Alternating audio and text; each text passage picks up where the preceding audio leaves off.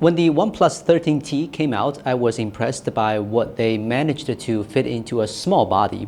Big battery, a telephoto lens, flagship chip, things small phones usually don't get. Now we've got the OnePlus 15T, and the spec sheet basically tells you everything. Battery capacity is bigger, charging speed got a bump up, plus they added wireless charging.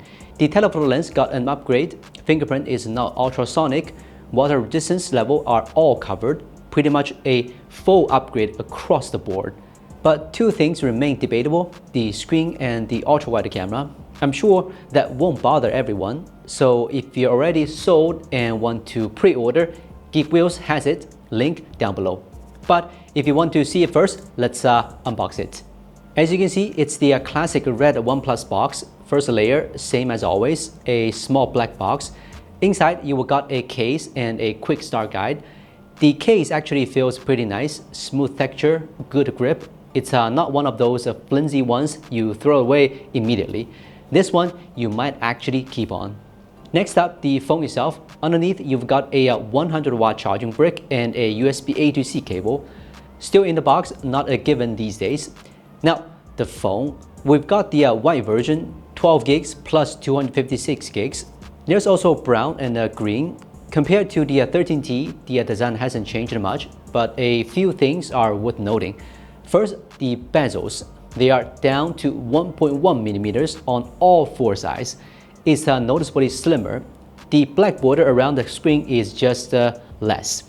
Fingerprint is now ultrasonic. Lock screen to home screen is instant, and it works with wet hands. Big upgrade from the optical one on the 13T.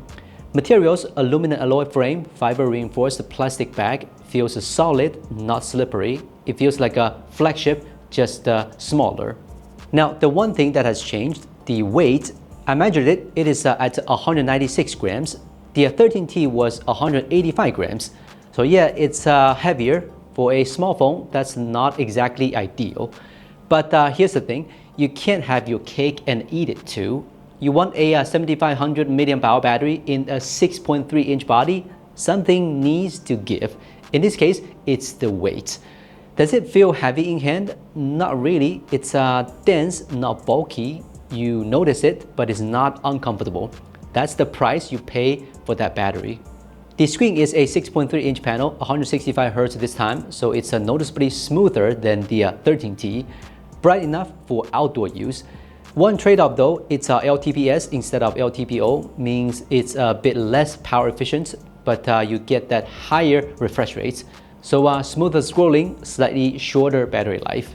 Under the hood, it's the latest Snapdragon 8 Elite Gen 5 paired with 12 gigs or 16 gigs of RAM and UFS 4.1 storage. In real life, it's fast, no surprise there.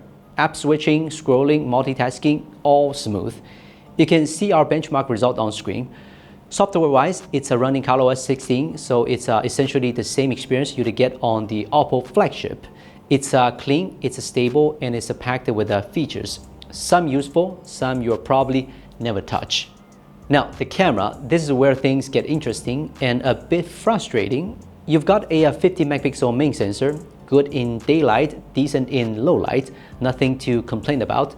Then you get the 3.5x periscope zoom, 85mm equivalent, basically the portrait lens. In good light, it's impressive. You can get shots you just can't get with a 2x zoom. But here's the catch, not ultra wide. Landscapes, group shots, architecture, you're either stepping way back or you're not taking the shot. OnePlus logic, ultra wide has a low usage, so we prioritized telephoto instead. So the question is, what would you choose? So here's where I land after the first few hours. OnePlus clearly listened to some of the feedback. Battery, telephoto, both got upgrades. Wireless charging and ultrasonic fingerprint finally added. But the same compromises remain, no ultra-wide, a screen that's historically been polarizing, and the weight is up. On paper, the 15T is a major upgrade. Whether it's the right upgrade depends on what you actually need from a small phone. If you want more detail, you might want to wait for the full review. Okay, this is Will from Gizmochina. See you next time.